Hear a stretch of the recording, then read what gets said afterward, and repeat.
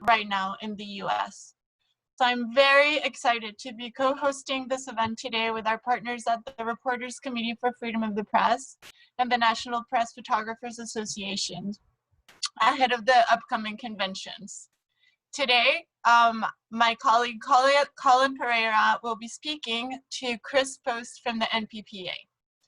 Colin is CPJ's chief strategist on journalist safety. For more than 15 years, he has worked to shape the risk management model for journalists operating under threat. He's also the director at HP Risk Management, a consultancy that assists companies and media organizations operating in fragile environments. Previously, Colin was head of security at ITN and deputy head of the BBC High Risk team. Colin has advised teams of journalists covering wars, natural disasters, terrorism, and riots globally, as well as elections, obviously. He was also a journalist for BBC Newsnight and BBC Current Affairs. Chris is the national chairperson of the Safety and Security Committee for the NPPA. He's an award-winning photojournalist from Pennsylvania. A former firefighter and emergency medical technician for 20 years, Chris transitioned to the field of journalism in 2009. He has blended his former occupation into his new career and specializes in covering breaking news, working in remote locations, and disaster sites. Having a deep understanding of the dynamics of emergency services and situational awareness has given Chris an edge when covering media-rich events where police, fire, and ambulance personnel might be hesitant of press interaction. He has also covered many conventions and political campaigns. I will be posting Chris's social media information as well as CPJ's social media information so you can be following us. And I also invite you please to check out the information that CPJ has online for covering elections. I will be posting a link to that as well. But for now, I'm going to hand over the reins to Chris and to Colin, who are going to be in a conversation about safety, physical safety, when covering the conventions. I also invite you to join us tomorrow at the same time for a conversation on digital safety with Ella Stapley from CPJ as well. And of course, please check out the other events that we have organized as the series preparing for the conventions. One last thing in terms of logistics, if you have any questions, please use the chat function of Zoom. Colin is going to be monitoring the questions and he'll be answering them on real time. So please just jump in when you want to talk about something. This will make the conversation a lot more dynamic. Thank you. Great. Hello, everyone. Nice to see a large number of people on this webinar. So when Chris and I were preparing for this webinar, I quickly realized that Chris had a lot of experience about the conventions in particular. And he's done a lot of groundwork, both covering them, but also from a safety perspective. So rather than me warbling on from a generic perspective about safety in general, what we're going to do is I'm going to ask some specific questions of Chris as a safety specialist who would be sending teams to a convention, having never been to a convention before, and the kind of questions that I would want answered. And I'm guessing they're the kind of questions that you guys might be interested in as well. And what I would say is I'm based in the UK, but I've spent the last few months since the Black Lives Matter protests and since COVID broke out in the US, advising our US clients and also newsrooms across America and journalists across America about how to deal with the protests, how to deal with COVID, and how to cover all of this safely. And what has become quite apparent to me is that there have been a large number of incidents of violence and intimidation and arrest of journalists covering these protests in the last few months. And while I'm not saying the majority of them or, you know, a large number of them, a large number of these incidents, I think basically some of these incidents have been caused by journalists not understanding how the police are operating.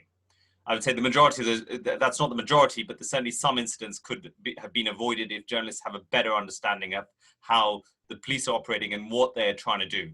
And so what we're going to try and do in this session is I'm going to ask Chris a lot of questions about what the police are doing to police the conventions, what exactly they're trying to achieve, and hopefully give you guys insights into police activities so you can avoid getting into trouble while you're covering the conventions.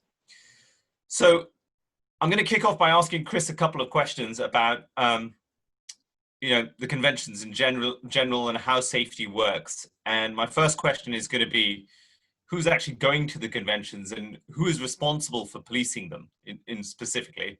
And are you anticipating counter-protests, Chris? So thanks, Colin. So there's a couple of ways of looking at this. Yeah, there's going to be counter-protests. There will be protesters, counter-protesters, there will be vendors, there will be law enforcement, there will be municipal support services. An event like a political convention or anything large of that scale is something that brings a lot of people. It brings a lot of people to the table. Historically, in the past, it would bring a lot of people to the table for planning purposes. This is something unique that I'm not necessarily seeing, or it's not visible up front from a transparency standpoint for the 2020 campaign season, and specifically the political conventions. What I did with some of the questions that we talked about before, I sort of put together a PowerPoint. I'm going to bring that up just so we can kind of use that to drive the conversation. But you had said about interacting with law enforcement. I want to show you something quick I just found a few moments ago, which I think is interesting because, can you guys see this? Yeah, we can see that, Chris. Okay, so I just was doing a quick search for some additional and some updated content, and I found this article published a few days ago, where police departments that had agreed previously to send law enforcement officers to help out at the 2020 DNC were saying, no, we're not going to do that anymore. And a lot of this ties back to, according to this article, the Milwaukee's police chief basically saying that they're not going to use tear gas or they're not going to use pepper spray during demonstration. So, I think what I'm going to try to do is I'm going to try to, the best I can, talk about things that I've experienced in the past, covering a political convention, but, realize, folks, that there is a lot of, there's a lot that could potentially change with what I'm going to tell you guys versus what's actually going to happen. So some flexibility is required on your part. And kind of how I want to go with this is I want to sort of talk about before, during, and after the conventions. And kind of what Colin had touched on, I'll sort of go a little forward here, is talking about, who's coming to this event? What are we trying to do? What's the objective? Where do we find ourselves as a news gathering organization? What is it that we're trying to do? In my past experience, what at this point we're a couple weeks away from the DNC. The RNC's after that, a week or so later in Charlotte. I start looking at websites. I start looking at the municipalities. Most of these organizations and most of these municipalities will have some sort of process for public demonstration. Typically, you would have to apply for a permit, or you would have to book some sort of area, again, for the official public demonstration area that's associated with these types of events. However, I'm not seeing that this year, I believe a lot of this has to do with the uncertainty between what's going to happen at both of these events, whether there is or is not going to be something at either of these events. There's a lot that's up in the air right now. But, really things that we should be asking ourselves, who's going to be at the convention from the standpoint of protest and counter-protest groups, VIPs, who's going to be there? Is there a schedule? What day are they going to be there? And a lot of this may get wrapped around back to the idea of what kind of coverage we want to do from a news gathering organization. You know, we have coverage, things that are happening inside the convention. We have stuff that's happening outside of the convention. And, you know, what do we expect to have happen? Hopefully you and your organizations that are planning on going to either these or both of these conventions have already begun the process to talk about what it is that we're doing, what it is, what's our objective. Does everybody understand in the group what it is that we're trying to do? And that's a huge part of this, and doing this safely is communicating. What are our objectives for each day? Are we doing a live hit for all of our evening news segments? Are we filing 3 stories? What's our desk looking for with regards to visuals? Do they want a gallery of photos published each day? Is there stuff that we can pull from the wire, or do we have to provide it ourselves? So having this understanding of what the job is that is expected of us will then allow us to look at what we're trying to do and to assess how we can do it safely. Colin, do you have any other thoughts? Sorry, I'm just on mute. Yeah, well, I mean, it just leads right on. So how, I mean, in the past, how have you prepared for these kind of conventions? I mean, the question that springs to mind for me is, have you ever got into trouble at a convention before, and how do you prepare for them now in light of your past experiences? Sure, absolutely. You know, anything could happen at a convention. It could be from severe weather. It could be to having a heat-related emergency. It could be to you know, not really having an easy access to a bathroom facility. It could be any number of different things. My strategy is, and again, this is kind of how I put my PowerPoint together for you guys, is before, during, and after. Before the convention, I start looking at my logistics. I think logistics are a huge part of this. And I really want to try to think about what it is that I'm doing. Again, if I was working with a client, or if I was working as a freelancer, and I'm not assuming that everybody who's on this this Zoom is a staff you know, journalist. So maybe there's some freelancers that are here. You know, really going over with my client what it is the expectations are, making sure that those are solid. Then once I know the expectations, I can start to plan. Where am I going to stay? Am I staying at a hotel? How am I going to get there?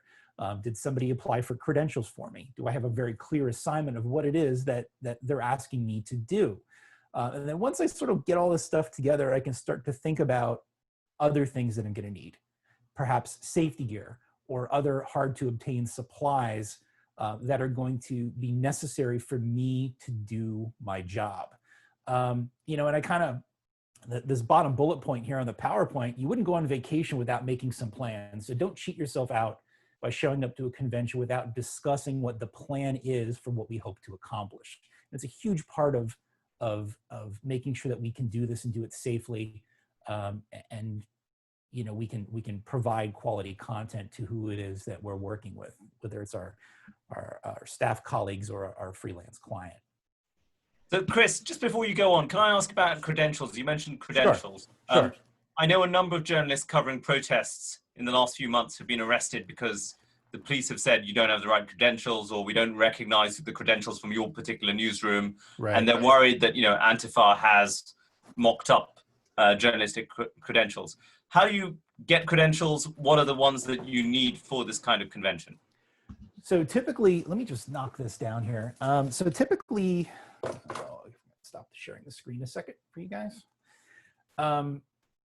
So typically, what we're going to have happen is you'll have the Secret Service is the one who ultimately issues the credentials.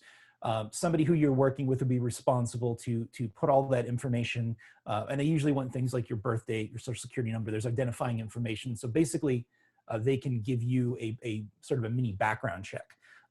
However, if you're outside, and I'll talk in a minute about hard and soft perimeters and security zones, but if you're going to actually go inside one of the facilities where the conventions are taking place, or I should say inside the hard perimeter, you're going to need some sort of credential. And in the past, they're a hard plastic card about this big. I should have brought mine there downstairs. And it has Secret Service logo on it and your picture and all sorts of information about your organization that you're representing. The other thing that's unique about the credentials that are issued for what I'll tell you guys a little bit about later is called the National Special Security Event, or an NSSE. These events are under the direction of the Secret Service, so that's why they have a lot to do with the credentialing process.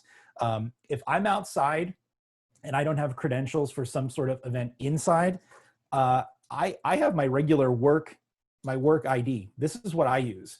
And you know, my lanyard, and I have a New Jersey credential, and I have my employment ID. I think the whole idea of well, this isn't the right one, that really only applies if you are going inside the hard perimeter, if you're going to go inside the area that the Secret Service has identified as being the as being the hard zone. Okay, so just to summarize, outside you can have general press credentials, anything that your employer has issued, or if you've got a freelance, some sort of freelance accreditation. But inside you've got to have Secret Service approved accreditation. That's correct, and it's something that I would imagine it's probably closed off right now. That's usually something that they ask for like 60 days in advance. Again, because it's a printed hard card with your photo and all sorts of other information on it. There's also, if you do have one and you look at it, you hold it up to the light, you can see there's like there's like a chip inside of it.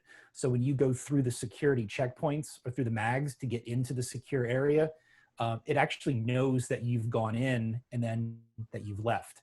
So if you do have one, if there's any of the 30 or so of you that are on here right now that have one, or when you get it, you can look at it and you can kind of feel it, and there's a lump inside of it, very similar to like what you would use a proximity card maybe to get into your office or something like that. So the process takes a little bit of time, and I believe at this point it's probably already closed for official credentials to get inside the facility. Okay, and so you mentioned the Secret Service are leading on this. Yep. And hard and soft zones. Can you tell me more about that? Absolutely. Let me pull the PowerPoint back up. All right. So there's a couple of things that it's worthwhile talking about. These types of events are referred to as national special security events. So this is any sort of convention, any sort of huge event. If any of you covered when the Pope came to Philadelphia a few years ago, that was declared a national special security event. When that happens, the Secret Service by law is responsible for the planning, for the safety, and a lot of the coordination on the federal side for this event. And they're ultimately the ones responsible for implementing security. So they will work with the local and regional assets to be able to try to do that. So typically what they're going to do is they're going to set up like a soft zone and a hard zone. A soft zone would be like there's no fence. Basically, it's an open area that they've declared to be part of their security area. That's typically where you're going to see roving patrols. That's where you're going to see preventative security measures in place, like removing some trash cans and some other light things. I have a map here I can kind of show you. So this was one of the few maps that I found, and this is Milwaukee. This is one of the few maps that I found, and even this is outdated. But can you see the pointer on this, Colin? Can you see my mouse pointer? Yeah, we can. Okay. Sorry, I was muted. All right. Okay. So initially, this area in gold is what would be considered the soft zone. It's a huge area. Okay. But realistically, somewhere in here, maybe in this area within a block or 2 blocks would be where the hard zone is at. The hard zone is where you would find the fence, and you would find the mags to be able to get in, the checkpoints, where you would need that official credential. So the whole golden area is like a soft security zone. And then somewhere in here, there'd be a fence. There would be a fence that would restrict your access unless you had official credentials. And also the credentials are not just for media. You will find the delegates also have issued credentials and other, other staff that are going to be working at the event. Okay, so let's just talk a bit about, I mean, I know, having been turned away from quite a few political events for having the wrong things in my bag, anything you shouldn't take, anything you should be taking? Yeah, so that's a really good a point. So at any of these national special security events, there's going to be a list of prohibited items, and that even includes inside of this soft perimeter.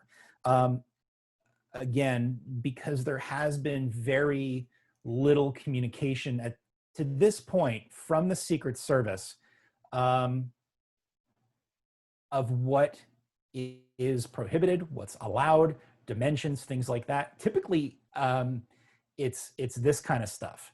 No backpacks, bags, drones. Actually, I have.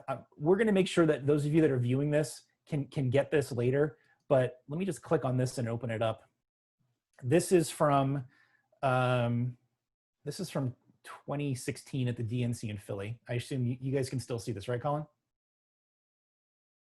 No, we can't actually. I don't think. Oh, okay. So. Let me pull this back up. Stand by. Here we go. Okay.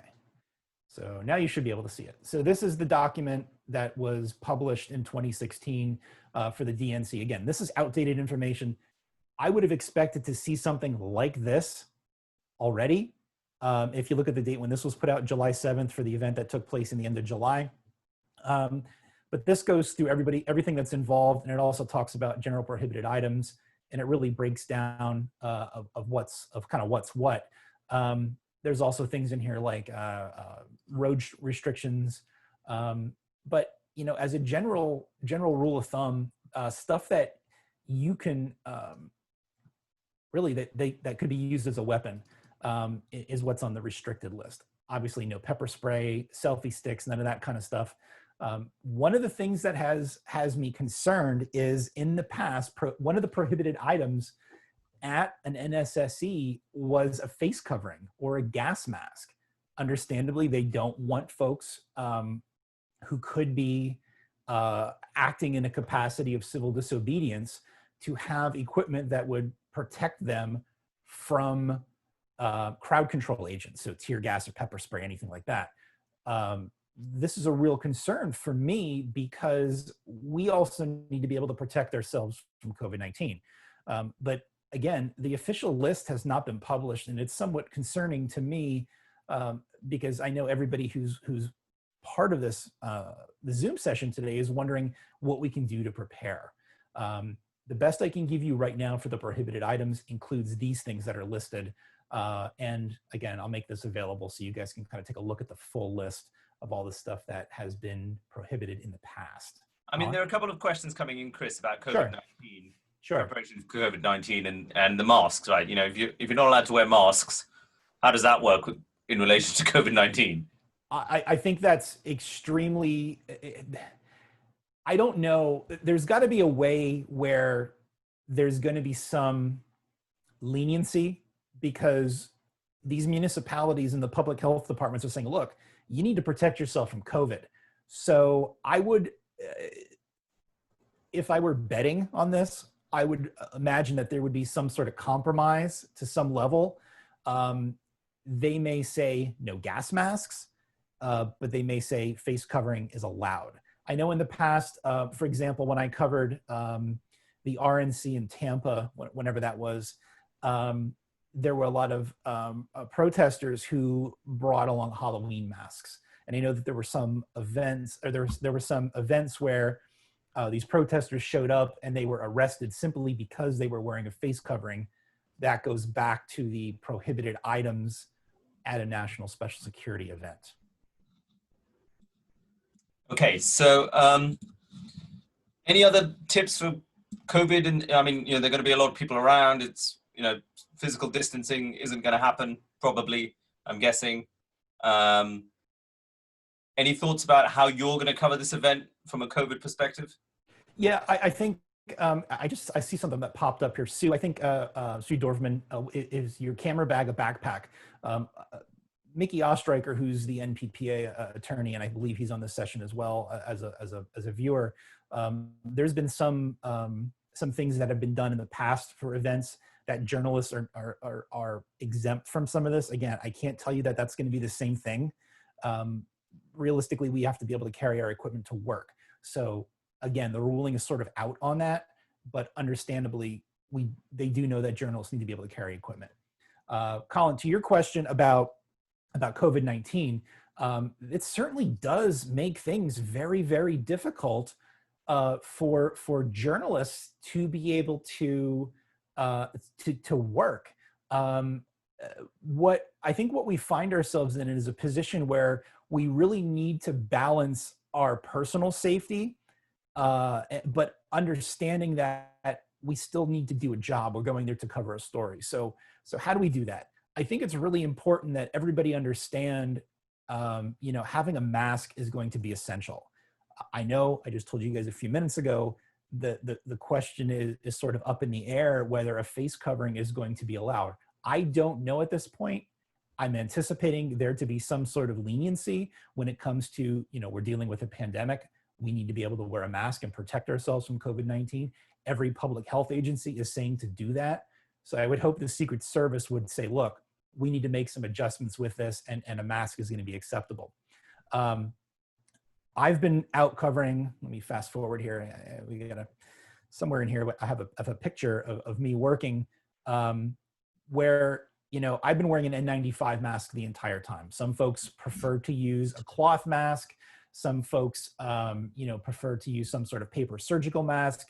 The entire time I've been working, I've been using an N95 mask.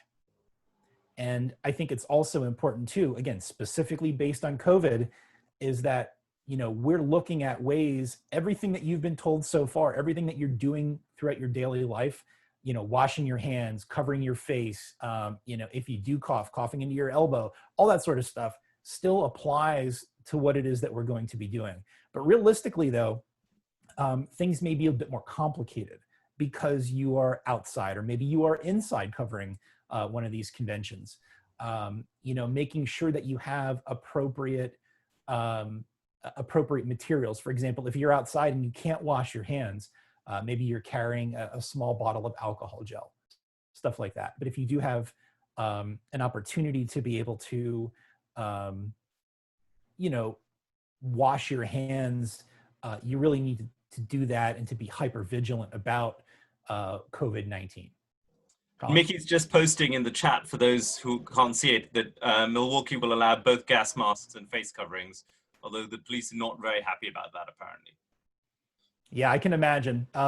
From a standpoint of understanding law enforcement side of it, and understanding the public safety impacts on this, I can understand where they would be super nervous, because it makes it very difficult if somebody does, I do expect there to be civil disobedience, but if it gets to the point where it gets bad, or it gets above a level what we would consider to be acceptable, from a law enforcement standpoint, it makes it very difficult to identify people. It also makes it very difficult for them to be able to control a crowd using the typical crowd control agents like pepper spray or tear gas or any of that kind of stuff when somebody is wearing a face cover. All right. Now, I'm conscious of time, and you've got a lot still to go through. So we do. Just to summarize, so for COVID-19, wear a mask, practice hygiene and physical distancing where possible. Obviously, the police aren't happy about these face masks, but we don't think tear gas is going to be used because they've said they won't, right? Did I hear that right? Well, that was the directive in the article that I pulled up, where the Milwaukee police chief is like, hey, look, we don't want to be tear gassing. We don't want to be using pepper spray. Okay. And yeah, but I mean, that's great news from a COVID perspective, because obviously, I mean, tear gas and COVID are sort of partners in crime. I wouldn't bet that those things wouldn't occur. But you need to be prepared for it though. That's the important part about it. Even though they're saying, hey, we don't want to do this. I can't guarantee because who's in charge of security? It's the Secret Service. The Secret Service is a federal agency. Okay. So Right. although the Milwaukee police chief is saying, whoa, whoa, whoa, no tear gas or pepper spray, I can't guarantee that that's actually going to happen. Okay. I mean, for those of you on the call, you know, when they tear gas you, obviously there's your eyes run, mucus explosion from your nose.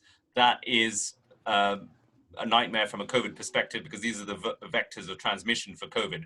So people are very worried that at protests that basically the use of tear gas has allowed COVID to spread quite a lot, in addition to the fact that people aren't physically distancing. So that is a concern. But let's move on to other safety gear that you need. Chris, I mean. Yeah, Colin, so what I have up here, you know, again, we talk about logistics. I really think it's important that we look, again, what it is that we're doing. If I'm going to be inside, if my job is to be inside the convention center or inside where the convention is taking place, I probably don't need to have at the ready helmet, eye protection, that kind of stuff. Understand what the job is. And again, you know, based on what it is that you're doing as part of your team and communicating, what are the expectations? What is it that we're trying to do? What is it that you expect of me will dictate what it is that I need for safety gear. You know, general things that I have with me.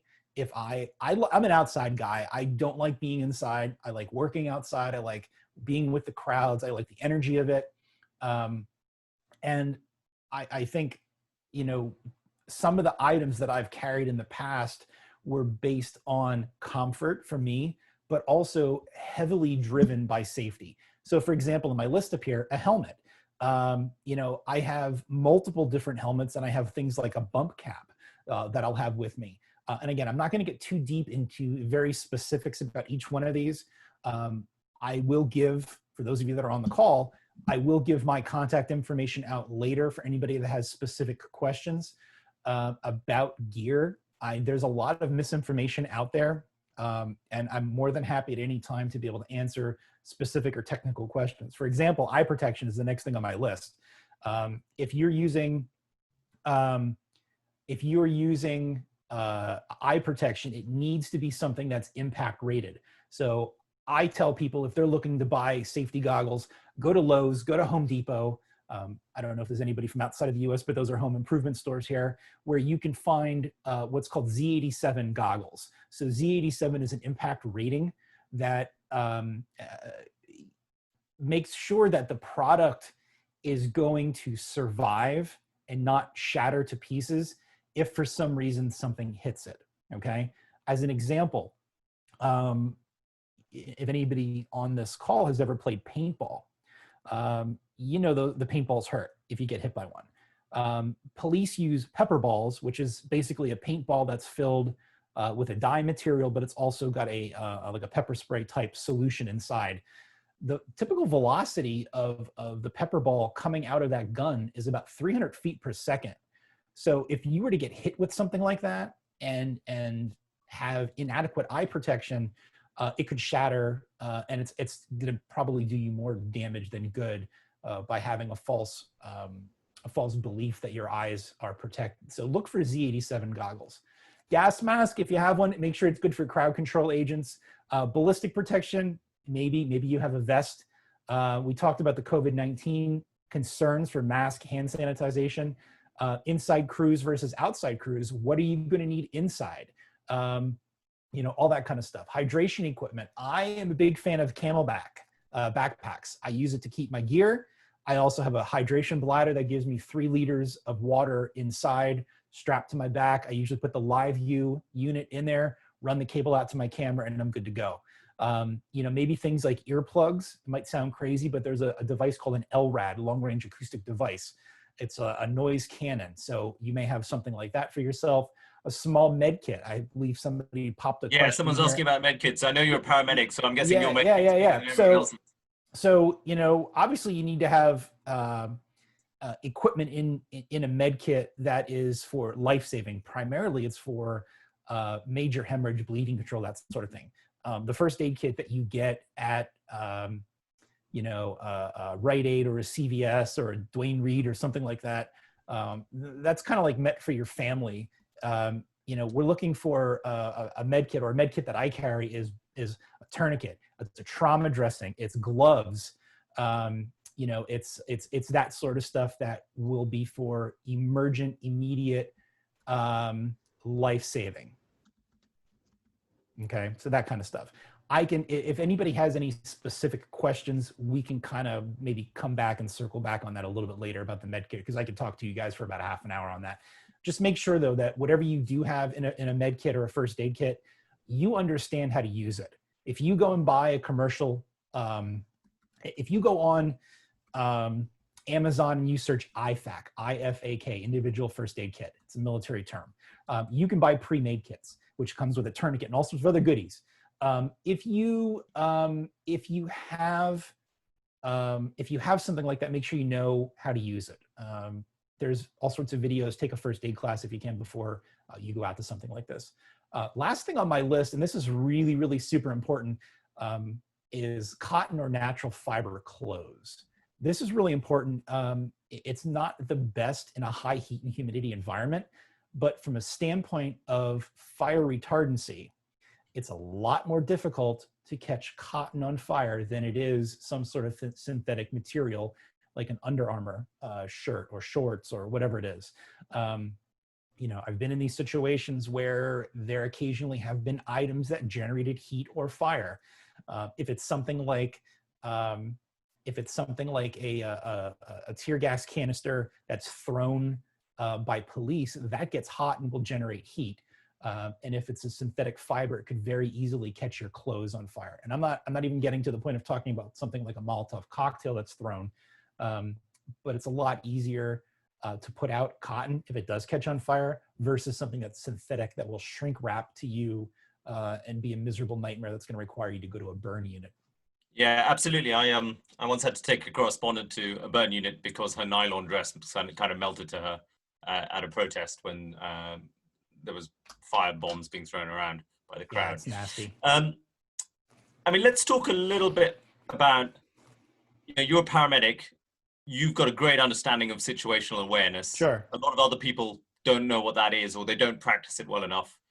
Tell us about this, Chris. Come on. So situational awareness really is being aware of what is happening around you in terms of where you are, what you're doing, what the crowd looks like.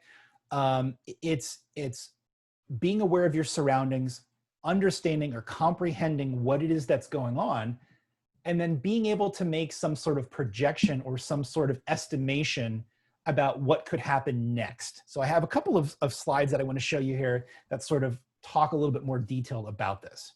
So things that you should consider. You're out working one of these conventions, or even not. Maybe you're not. Maybe you're watching this and you're never going to go to a political convention, but tomorrow night you're getting ready to do a live shot, or you're out working and you find yourself in a position where you're alone. And sometimes you get that feeling that something's not right. And usually in 20 years of working as a first responder before I became a journalist, that feeling that like something's not right has always steered me in the right direction. So if you feel that something's not right, you're probably correct. But you should be looking, is there anything around you that poses a threat to you or your health and safety? If so, how bad is it? Is it we're dealing with some protesters that are upset, that are angry? Or is it the possibility that two different protest groups that don't like each other are going to clash? What are we looking at, and what's the extent of the danger involved? Is there a threat big enough that you should stop working? Okay. For example, a threat that's big enough that you should stop working, gunfire erupts. Okay. You're not necessarily going to stop working as a journalist, but you're going to retreat and get to a place of safe cover where you're removing yourself from that active area to where you can work safely.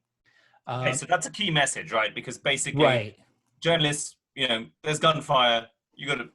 Are you running towards the gunfire to get the story, or are you running away from the gunfire and your editor's going to shout at you? So your message is you got to retreat to a safe place and then carry on working. That's correct. Yeah, and that safe place may be the vehicle engine block, or over a concrete wall or something 5 feet away from you. But I I tell this to the students that I deal with regularly, and you know, if I'm teaching, you know, EMT students or something like that, or first aid students, if you get hurt trying to tell the story, if you get killed trying to tell the story, we've accomplished nothing. Okay, there is always going to be elements of risk and danger with what it is that we do, but you come first. Take care of yourself first. Retreat to an area that's safe, and then continue to do what it is that you do best and tell the story. Okay? So the last bullet point, is there anything that you can do to safely reduce a threat in order so you can carry on working safely? We just talked about it. If you're in a situation that's so bad that you need to stop working, maybe it is gunfire breaks out. Maybe there's an all-out brawl between two different protest groups. You know, what can we do so I'm able to do this, cover it safely? I can pull myself out of the situation, retreat a little bit, regroup. Maybe I'm working, hopefully I'm working with other journalists that can help watch my back and keep me safe. And journalism in something like this is a team sport. I don't care what network it is that you work for, or what newspaper, or what agency or wire service, you're all in this together. So, you know, look out for each other and keep an eye on each other to make sure that you are working safe. So is there anything that you can do to safely reduce the threat in order so you can keep working? Yes, it varies by scenario. So Chris, just before you go on, you know, journalism team sport, is there any sort of WhatsApp group between photographers or journalists covering the conventions where you know, people on the call can get on those groups and, you know, buddy up with someone when they're down there? Or... Yeah, I mean, typically there have been in the past. Usually it's something that's set up, and maybe once you get there, you start asking around. I know in the past, we've used the WhatsApp group and it works quite well. I'm also a fan of using, like, if I know I'm working with a couple other photogs, I don't want to have to be screwing around with my phone. I like using two-way radios. I know it's sort of old school, but, you know, even something like, you know, the FRS radios. I've used those in the past. They have short range, maybe a quarter mile, half a mile in an urban environment. But if I'm working with a group of people, it really does help communicate quickly, because all I have to do is push one button and I can talk. That's something that worked out quite well for me. But, you know, if you know you're going to this, you know, ahead of time, set up a WhatsApp group for your organization. The other thing that I really, really like to do, especially if in a situation where maybe you are dealing with somebody who's working on an assignment desk, you have a point of contact back at your home organization. Those people that are on the ground, if you're using something like an iPhone, I love to be able to set up an iPhone with that person who's back at the desk, share my location. So that person can look at their device, they can see where those people are at any given time. And you could set it up, share permissions to do it like for a day or for a week or whatever. Share your location with that person. They know exactly where you're at throughout the entire great. event. And sorry, I ruined your flow. No, it's okay. It's okay. Awareness. I just want to make sure we answer everybody's questions and we kind of give everybody information that they need. So you're talking more about situational awareness, and you know, ideally where we need to be is this area and situationally aware. So unaware is, as an example, not paying attention. It's the person who's sitting down on the park bench, staring at their phone, listening to music with their earbuds. They're unaware of what's happening. Situationally aware is you being relaxed, but in a sense where you're looking around at certain things. Okay, you're taking in the environment. You understand what's going on. You see people. You're watching them. And I'll talk a little bit. Again, some of this comes with experience, but being able to look at a scene, being able to look at a group of people and understand what's going on. Are they relaxed? Do they look aggressive? Is there possibly something going to happen? This would be kind of like your orange, you know, you recognize something's going on, there's escalation of tension, and then the red would be something happens. So a fight breaks out, or something starts, you know, starts off. Let me move along here. Again, this idea of situational awareness. It's this perception. I think something's going on. I'm able to comprehend it. I'm able to sort of figure out what it is that they're doing. I'm going to project. Ooh, wait, if this is going on, and I kind of understand this because I saw this the other day. And realize that you go to these conventions and they're a couple days. So you will have days after days of the same type of activity: civil unrest, protest, groups. You'll have very peaceful events. You'll have events that may turn to crap real quick. You sort of get an idea, tempo of what's happening. You understand it. You perceive there's something wrong. You comprehend what's happening, what could happen, and then you project. This may occur. I make a decision about it. I do something, and then I go back and repeat. Another way to look at this is this thing called an OODA loop. This is something that they use to train fighter pilots, right? So we're starting with observe. We're kind of working through this. Basically, we're gonna observe. We're gonna kind of position ourselves to optimally work or to watch what's happening and assess it. We're gonna decide what we're gonna do. Then we're gonna act, and we're gonna continue in this process of observation, right? I mean, we were talking about gas masks, and when the cops are putting on gas masks, right? So how does that work in this OODA loop? All right, perfect example. So let me kind of zip forward a little bit here. All right, so this is some photos. These are not from political conventions. These are from the civil unrest around the death of Freddie Gray in Baltimore. So I was down there for a few days, covered this extensively. So we're talking about gas masks, talking about crowd control and law enforcement. These bags that are here, right? So there's green ones, and these guys over here have black ones. These are gas masks, okay? I know this because my background in public safety. So if they have gas masks, you can almost assume that there is a possibility or a high probability that they are going to deploy some sort of crowd control agent, just by the fact that they have this safety gear, okay? If for whatever reason they stop and they start to put these gas masks on, you can assume and you can figure out what is going to come next because of their action. They're not going to deploy they're not going to deploy crowd control agents without first notifying the officers to mask up. Okay, so if you see them stop, maybe they get down on one knee, they put the mask on. Again, it's usually in a thigh pouch like this black one or this green one. They're going to put the masks on, and you can anticipate what's coming next. Looking at these two pictures, the police officers, again, I'm looking at body language, right? So as from a situational standpoint, I'm working the scene. The officer at this point is smiling. They got their shields up. They definitely have, these things are sometimes referred to as turtle suits. They have their turtle suits on, which is protective. But for the most part, they're just kind of chilling out here, standing around. Same thing with this picture. They got their face shields up. Some don't even have their helmets on. They're just sort of standing around. They're in a very position, they're positioned, but they're in a relaxed position. I move forward to something like this. And, these two pictures, very similar, right, to what we saw before, but I wouldn't consider this to be a relaxed position. These officers are in a spot where they're holding a security perimeter. There's a vehicle behind them. They're wearing their gear all properly fixed in tight together. This changes the tempo. This changes the feel of the situation. They are ready to respond to a threat immediately. Okay.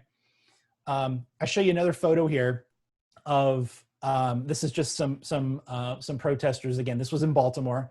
But I wanted to kind of, situational awareness applies to not just us or not just members of the media looking at public safety, but also looking at people who also happen to be in the crowd, right? So you see that there's this guy with a backpack, right? And it looks relatively empty. He's got maybe a water bottle or something here. And then there's somebody also over on the other side of the screen that has it. And they look for the most part relatively empty. My experience, let me close this a second here. All right, so my experience is if I look at somebody who's carrying a backpack, and this was my backpack from a long time ago when I was in high school. How does this look, Colin? I mean, if you see it like from the side, or if I was wearing this, what does this look like? What do you think? It looks pretty empty, but there's something at the bottom. Right, there's something in the bottom. Yeah. Okay. If I saw this and I saw somebody wearing a backpack that looked for the most part fairly empty, but it was kind of heavy in the bottom, I've got bricks in here. Okay. So this would be a sort of a telltale sign to me that if I was watching the crowd and if I was looking around and I saw somebody carrying a piece of equipment and it looked to be very bulky. Maybe they have clothing, or maybe they have something else in the backpack, but if it looked like it was weighted down, or was very, very, very heavy, you can put all the, shirts and whatever else in there. It's not going to weigh it down. So that's something that I look for. That's a telltale sign for me that there's possibly, maybe somebody's carrying something that could be used as a weapon or as an implement in civil disobedience. Great. Now, you played me a little video about how to be situationally aware. I don't know, we're a bit short on time, but I think it was a great video. All right, let's get back to this. All right, here we go. So you guys want to watch this?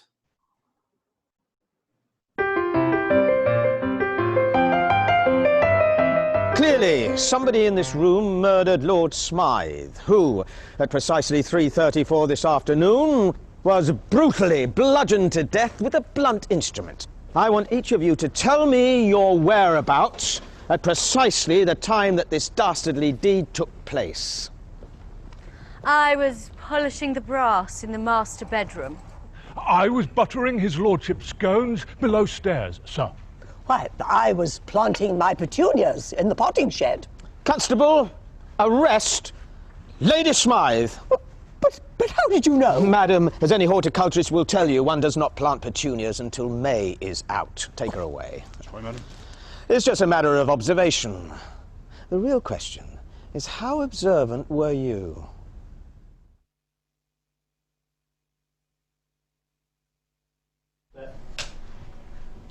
Action.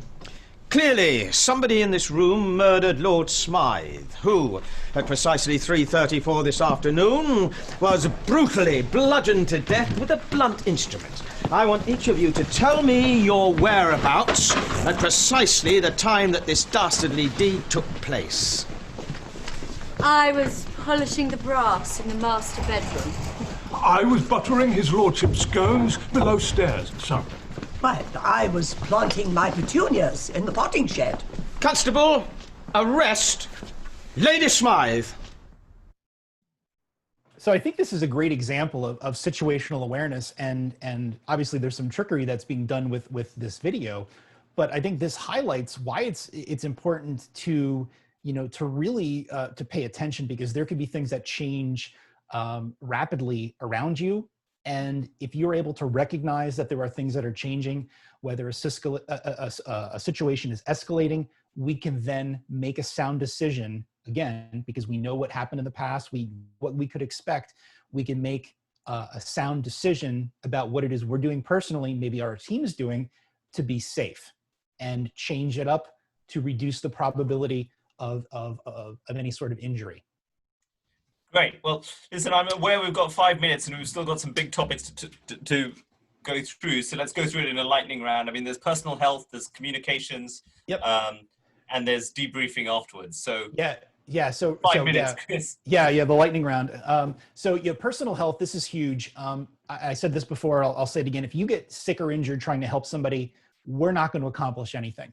So you need to take care of yourself first. And if you're working with somebody, if there are any managers on this Zoom session, or anybody working the assignment desk, you need to realize that working in this or covering one of these conventions is very, very strenuous. So especially if you're outside, I prefer lots of fluids, and I use a mix of Gatorade, usually like 1/3 Gatorade, 2/3 water in my Camelback. And I'll pack and I'll take things like power bars, energy bars, Cliff bars, that sort of yummy stuff. If I can, I'll try to consume real food, but that's usually not until I go back to a hotel. I cannot stress how super important it is to be about food sanitation. I would avoid at any cost buying something, the hot dog off of the street or anything like that. Be very, very, very leery of food sanitation, especially with COVID. Outside as you're working. So try to stay away from stuff like that, or be very cautious about it. Wash your hands whenever you can. Use alcohol hand sanitizers when you can't. Keep your face covered when you can't keep that 6-foot distance. I mean, really, we should be keeping our face covered all the time, especially if you're in an environment where there's a lot of crowds. You're not going to be able to keep that 6-foot distance. So I highly recommend, the face covering. I recommend an N95 mask if you can get one. And for those, go ahead, Colin. Sorry, I was just going to say you very upset me with the fact that I can't buy a hot dog from a stand, because that's one of my favorite things to do.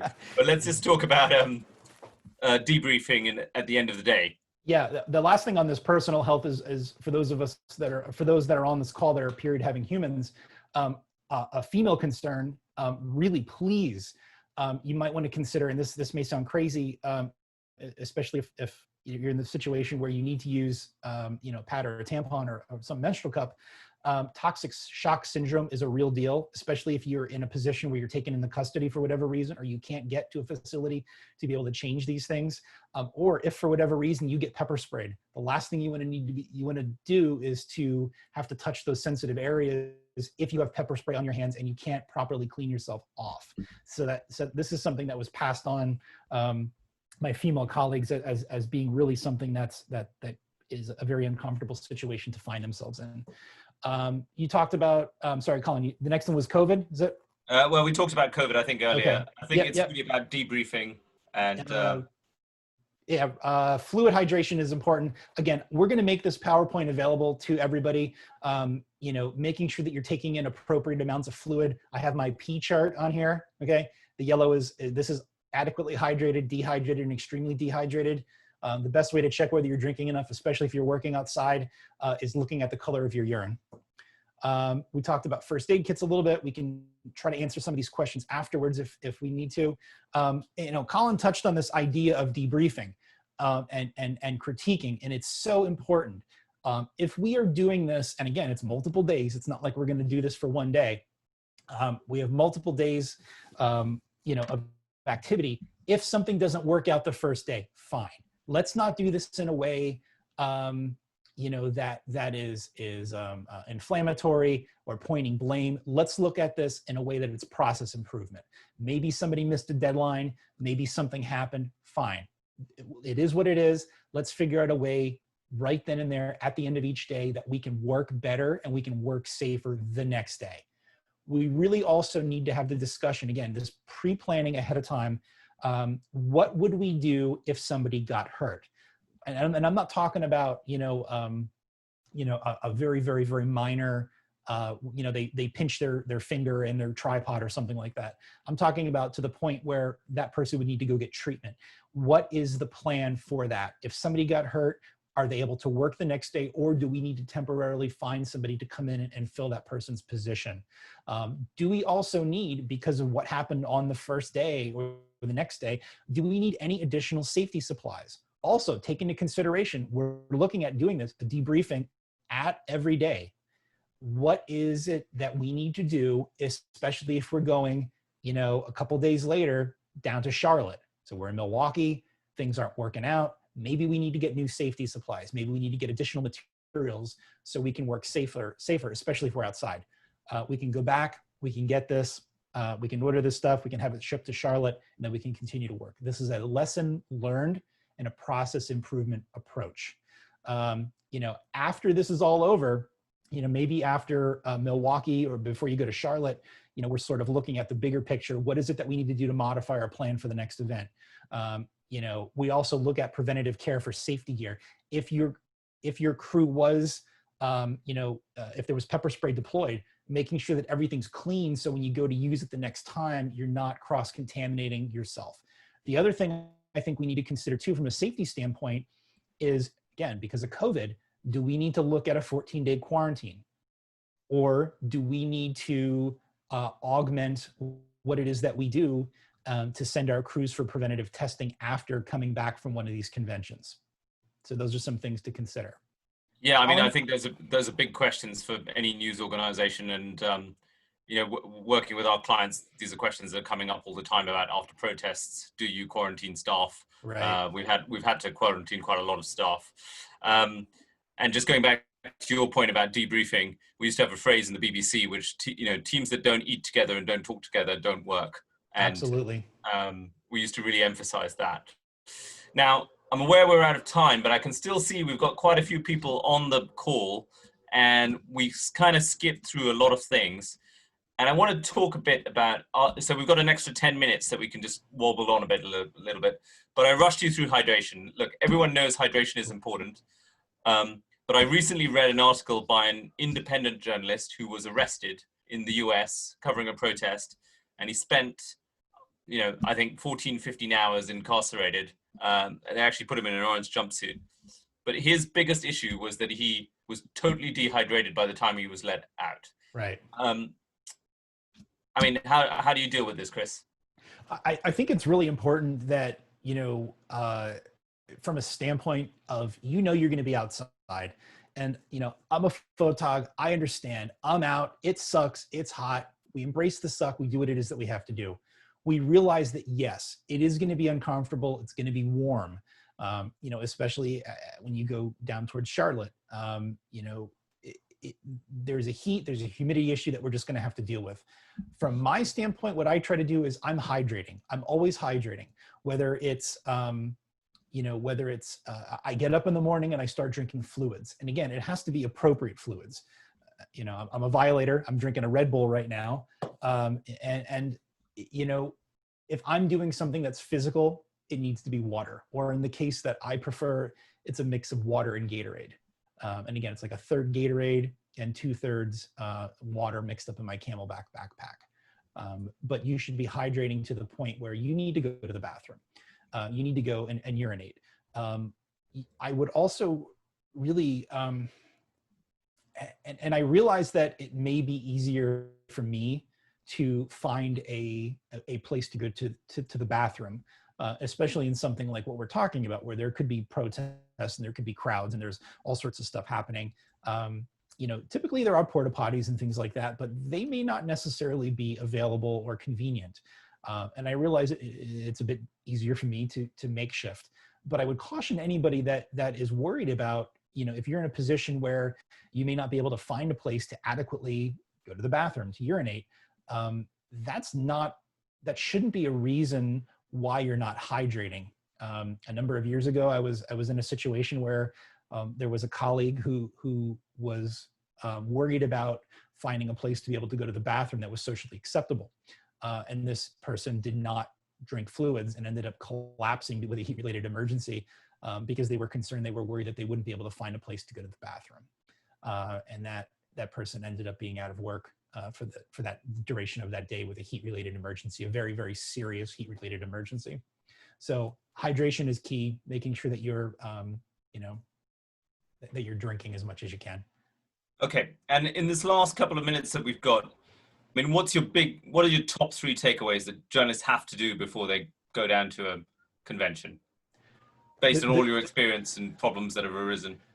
Yeah, the top 3 things: communicate. No, I'm kidding, but communicate is number 1. Really, from right now going forward, you should be talking with your team. You should know who's going. And I realize there is so much uncertainty right now. There's a lot that's up in the air. We should be communicating. We should be talking about the what ifs. We should be discussing this is what it looks like now, but what's going to happen when we get there and things change? What are we going to do if we only have one hotel room? What do we do if a crew member comes down with symptoms of COVID? They wake up one day and they're not feeling well. What do we do? What are these things? So we have to have that discussion. So obviously communication is the first one, and understanding that we're all trying to do our best and realize that we're all humans. We're going to a city that we probably have never been before. We're going to do something that it is what we do, but it's in a situation that's very unique and it's very demanding. And there's a lot of things that make it difficult to do the job. So communicate, being ready, being prepared, but understanding and being flexible. Okay. And then the last one is you come first. And, if we don't take care of each other, if you don't take care of yourself, we're not going to be any good at telling the story. And right now, at such a pivotal time in our history, it's so incredibly important for journalists to be able to do that, to tell the stories. And the way that we can do that, you all know how to do it. I'm probably the person who's never going to tell you how to make a better pack or never write a better story or take a better picture. I'm going to tell you about how to stay alive. And if you can do that, you know how to do your job. And by being safe and taking precautions, some of the things we talked about will allow you to be able to do that safer, more efficient. And as a result, hopefully you'll be able to produce the things that you do very, very well. and tell an awesome story. Okay, great. Chris, thank you so much. Those were really useful lessons. I mean, I didn't know that. I never really paid attention to people's backpacks before, and to see if bricks were weighing them down. I'm going to start looking at people's backpacks a lot more closely when I'm down at protests. So I learned a lot from this. I'm hoping the audience did. You know, the CPJ, we're running a series of sessions about digital security, physical security related to the conventions. So please check out our website. Look at the RCFP website as well, where you can find out more about what we're running. Maria, I don't know if you want to jump in and tell anyone anything else, but we also have a lot of information about press safety with relations to the US elections coming up. So please check out our website and RSCFP. Maria, do you want to add anything? Okay, great. I'll tell you what, Colin, I know that you have to leave after this. If we want to leave this open for a few more minutes, if anybody wants to type in a question, I have no problem staying for another few more minutes if we would like to do that. I know that you have a commitment after this. Yeah, I've got to jump, I'm afraid. So, okay. But thank you all for joining, and hope to see you on the next session. And Chris is going to be around for your questions for a bit. Thanks, Colin. Thanks a lot. Bye. So yeah, I have the chat opened up here. If anybody has anything specific, I just want to make sure that we're able to answer all these questions. Any specific concerns about COVID? And we talked about that. Sue had questions about, is your camera bag a backpack? I think we addressed that. I got tear gas covering protests and safety goggles really helped me out. Carly had typed that in there. You know, I like a safety goggle that has sort of a bit of a, actually I think I have mine here. I do.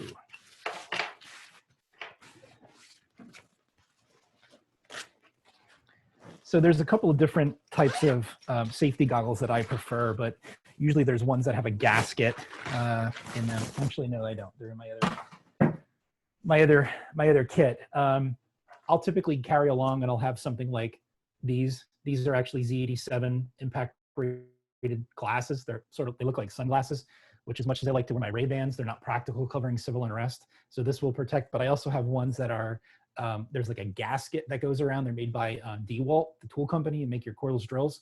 That has a strap that goes around. So they look like goggles, but they're actually impact rated glasses. The ends come off.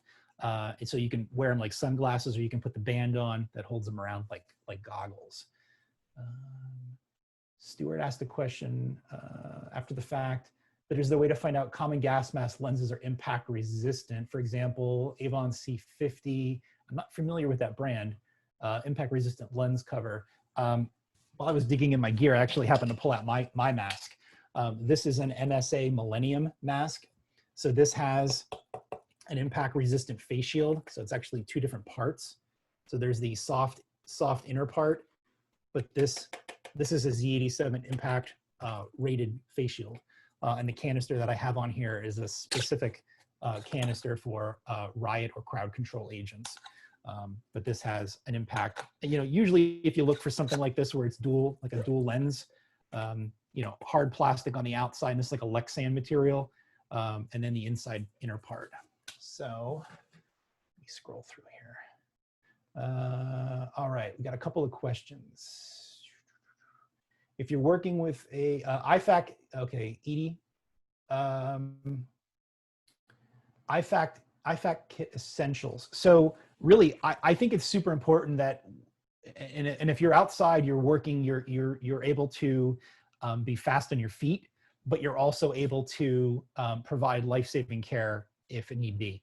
So things in an IFAC kit would be like a what's referred to as an Israeli bandage. I'll post a link in a minute here that kind of shows you to my equipment list. Everybody asks about equipment and gear, and I have something up. It's an Amazon cart, so I'll put that up. You can take a look. Things like an Israeli bandage, a tourniquet, basic stuff. We're not talking about Band-Aids. We're not talking about, you know, any sort of what I would refer to as boo-boo supplies. We're talking about big things, immediate life-saving. If something happens where somebody got shot in the arm and they're bleeding out, they could die if the blood the blood is not stopped. So that's what we're looking at in the IFAK, the individual first aid kit. Okay.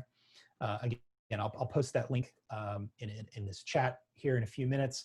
I'll also, so this is a link, imsg.press. This is a link to my webpage, and I'll show this to you guys here. Let me see if I can pull it up. Google Chrome. So if you go to my webpage, I have a ton of stuff, video links and docs. There's a bunch of situational awareness videos that you guys can watch. These are really, really good ones that I found that I saved here. Right here, this is the PowerPoint for today. You can download it. It's actually as a PDF. You can download this, and you know, there's all sorts of really good information that I have here for other things. Like there's information about Stop the Bleed, which is a blood loss control that I teach. A bunch of other stuff here. There's some safety forms. Really, really good. You know, really, really good information. All sorts of stuff.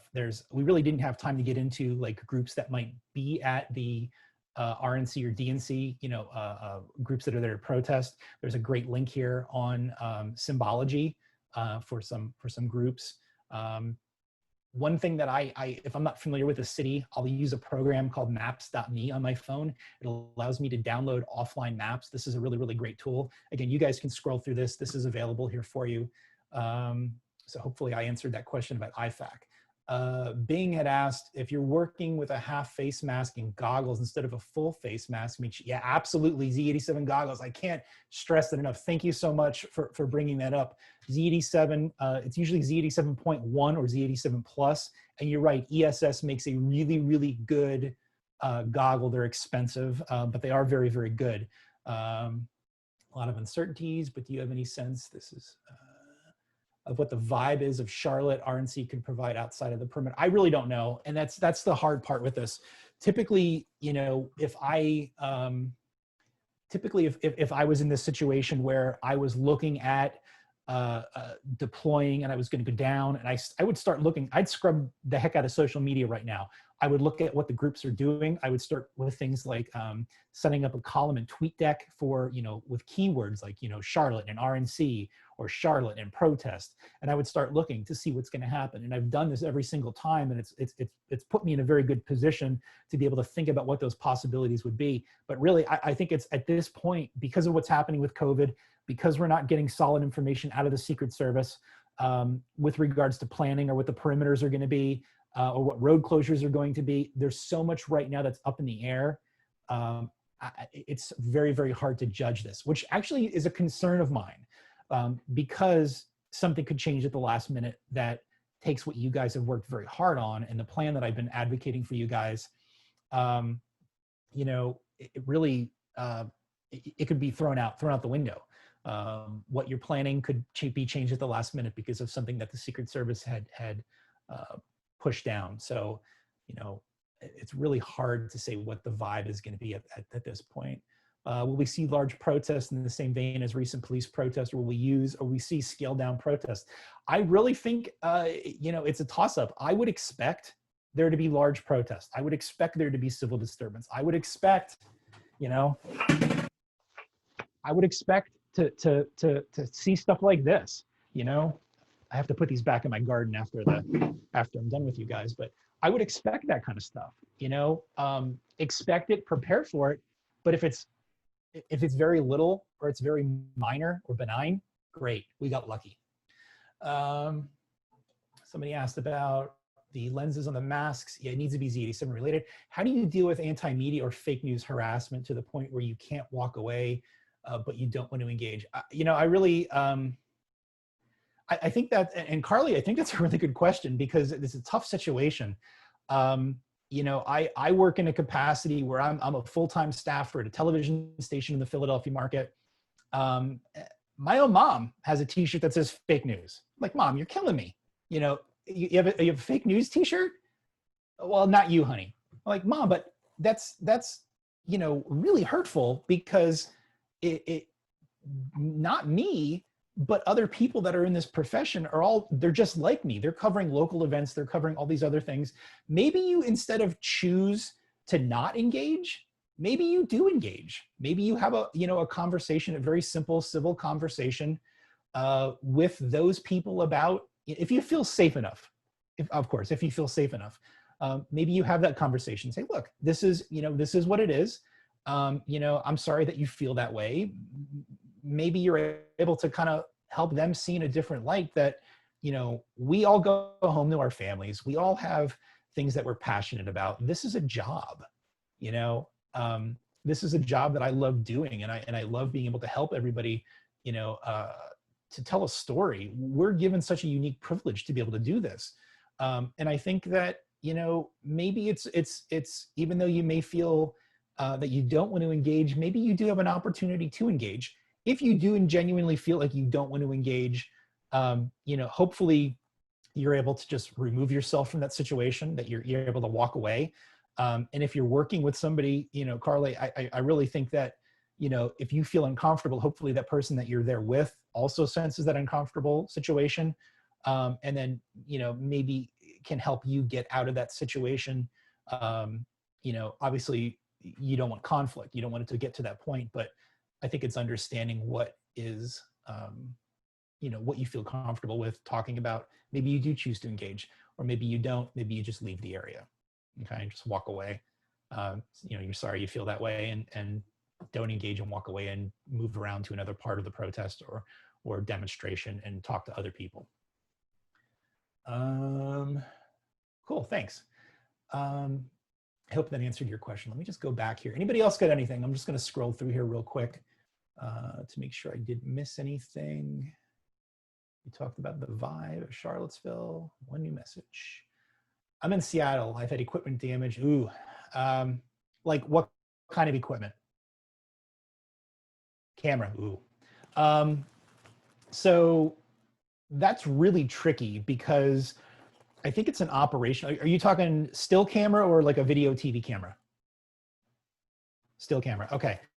So I think one of the things that I would do, I typically use something like, so this is, it's all sort of twisted up here, but this is my Porta-Brace sling bag. This is what I use to cover, a lot of activity, civil unrest type stuff. I have a spot where I can clip my helmet on, and this is a ProTech. It's like a skateboard helmet. It's not going to stop a bullet, but it will stop a brick or a glass bottle. I do also have a ballistic helmet, but I use something like this, like a sling bag. And when I wear this over across my body, I will take and I'll sort of secure, I'll secure my camera, usually with a carabiner, to the strap. So even if I let it go, like if I dropped it, like I completely took my hands away, hands free, my camera's not going to fall and crash and hit the ground. I try to do stuff like that to make sure that my gear is attached to my body at all times. The other thing that I'll do is if I'm not using that sling bag, I'll wear like a backpack, and I will use the sternum strap of the my Camelback hydration pack. I'll use the sternum strap, which is like a little buckle in the center. I'll put, especially if I'm shooting stills at this point, I'll put a strap over each shoulder, and then I will take and I will clip it in so that the camera gear hangs. Even if I let go, it's not going to fall to the ground. I had an Antifa member get after me when I was covering the inauguration in DC. Grabbed the front of my camera, was latched on, was holding on to it. Made some really interesting video afterwards, but was hanging on to it, and was basically telling me to get away. Well, as he was holding on to it, I was able to let go of the camera, and as he was about to assault me, I was able to defend myself because I could drop my camera. I knew it wasn't going to hit the ground, and I was able to put my hands up and protect myself. And the individual ended up falling and got back up, and there were no problems, and I was able to continue working immediately. So I think sometimes it's about organization, about thinking about how that's going to work. Okay, great, thanks. Yeah, so the other thing to consider too is, especially if you're shooting stills, maybe you limit. I'm a huge fan of, I'm shooting stills of a 70-200, but maybe you choose something a little bit, a little bit lower profile that makes it easier. I'm a big dude, I'm 6'5". 290 pounds. Really, I don't get messed with a lot when I'm out covering these types of events. But maybe you choose to do something that makes it a little bit more low profile to avoid any of that sort of damage. The other thing I highly recommend, especially shooting stills, is that you have like a threaded UV filter on the front to make sure you protect your lens. Because if something happens, you can easily unscrew it and just throw it to throw it in a trash can or put it in your pocket, and you're still able to continue to shoot. For example, if you get hit by like a pepper ball or something like that to hit your camera. Hopefully that answered your question. Bing, Free Press Unlimited. Yep, you're absolutely right. The IWMF and a couple other groups have really, really good grants. And the IWMF is it's typically a group for women, but their grant is open to anybody. So, check it out. There's all sorts of, really, really good things that are out there to help support journalists. Yeah, Stuart, you're absolutely right. The UV filters that have the oil repellent coating when hit by pepper spray, there's stuff that's out there. Again, this is why we're having this discussion now, is so, maybe we realize that this is something that we can get. Ooh, that's a great idea. I can hop onto B&H, or I can go to Adorama and I can order these products and have them sent. So that's a great bit of information, the oil repellent coatings. Anybody else? I see there's still 15 of you guys that are here. Obviously, you guys are hungry for information. So while I'm here,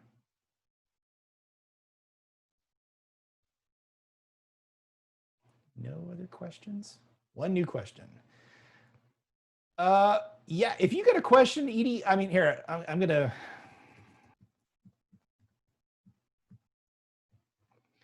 So there's my cell phone number, and it is legit my real cell phone number.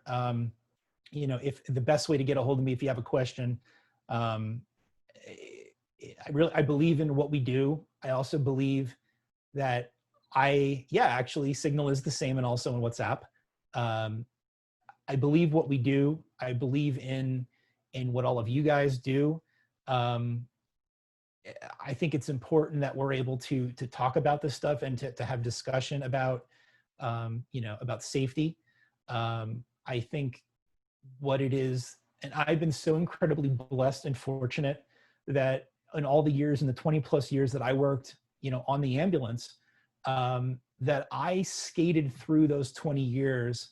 There were in here and there, but for the most part, I skated through that with very minor injuries. And I survived in some really, really tough situations because I had the best training. I was able to get out of it, and I was able to go on to work the next day. And unfortunately, journalists don't necessarily get safety training in the US. And domestically, that's something that's changed. We all know the environment's changed. It's not, it's not what it was before. Stephanie, I believe, yes, it is being recorded. I'm not quite sure where it's going to go, but I'll find that out for you. We find ourselves in a situation where the environment's changed, and I'm so hopeful that if all of you are going to go and you're going to cover the conventions, that you can do it safely. And I hope that what we talked about over this last hour and a half helped you. There was a question. Where do you get 40 millimeter gas? So that's a very good question. What the question is about this. This is a 40 millimeter gas filter. I have my sources, and some of them are from surplus or public safety agencies that may have had expired ones. I still have contacts that are in the business that have supplied me with one here or there over the years. You're right, they are in short supply. If for whatever reason they're expired, and some of the ones that I have, are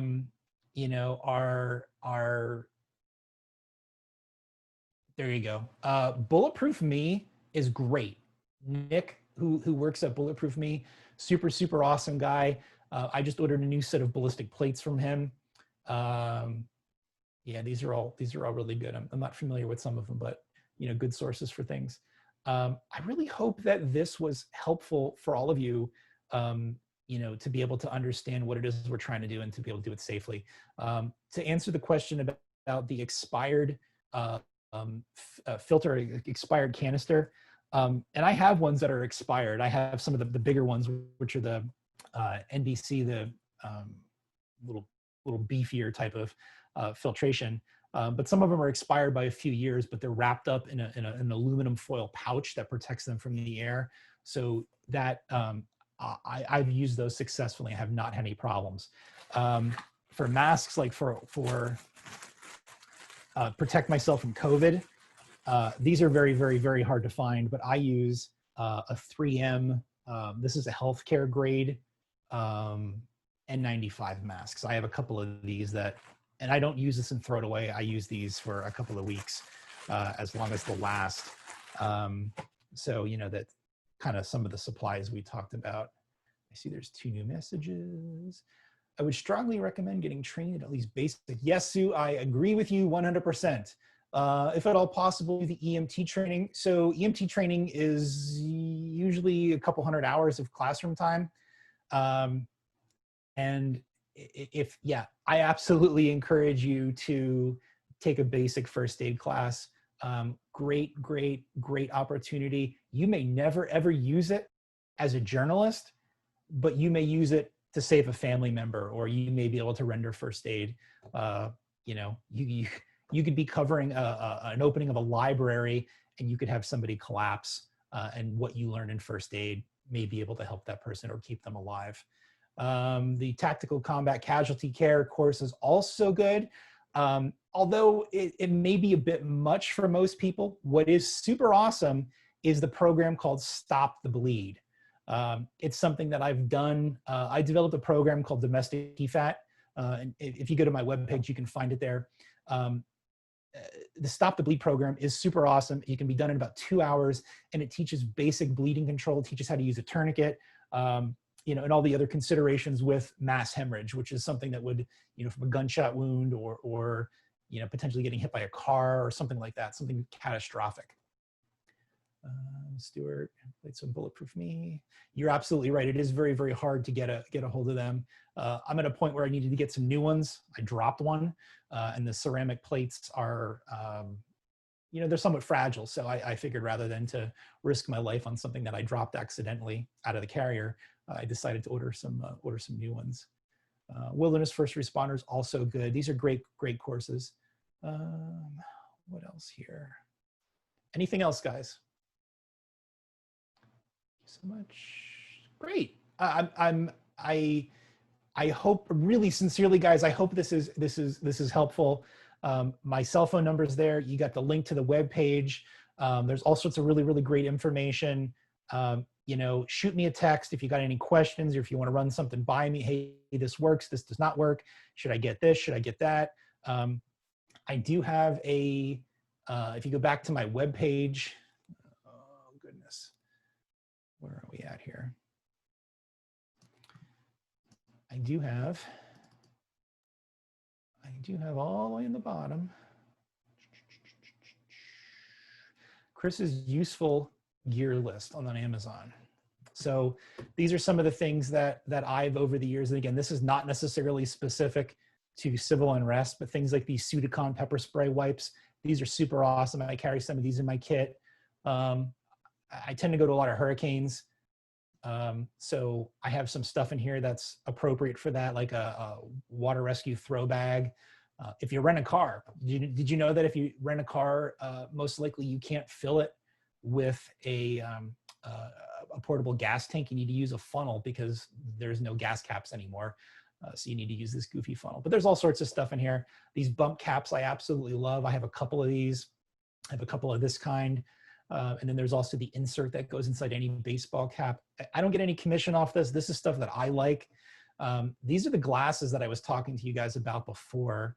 I love these because this is not the brand that I have. I do have this, but I was talking about another brand before.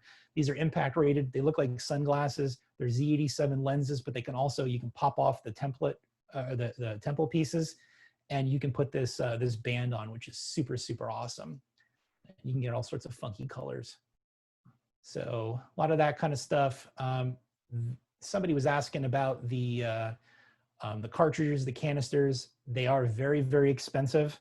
So this is a 6 of them for, you know, almost $450. There's some first aid supplies in here, the quick clot, the Celox, the tourniquet. This is one of the brands of helmets that I like. You know, headlamp, little travel backpacks, all sorts of great stuff. I absolutely love these battery packs, especially when we're out working and you could be outside for 12 hours moving around, keeping your phone charged. We're talking about communicating. Don't think you're going to be able to pop into a place and charge your phone. Have something like one of these charging packs. This is a company called Anchor that sells these. It's expensive, $45, but these are great. I can have my phone charging the entire day and never run out of power. I put my med kit in something like one of these pouches. There's Israeli bandages, tourniquets, there's tape, there's all sorts of stuff that's in here that, again, your mileage may vary, but hopefully this is helpful for you guys. All right, one last chance for questions before I go to lunch.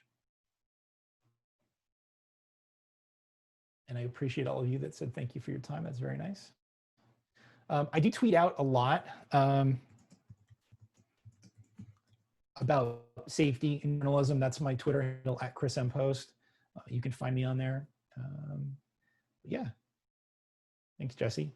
All right, everybody, have a great day and good luck out there. Let me know how things turned out. And if something helped you that we talked about, send me a note. Let me know that it helped. I appreciate it. Thanks, everybody. Have a great day. Bye-bye.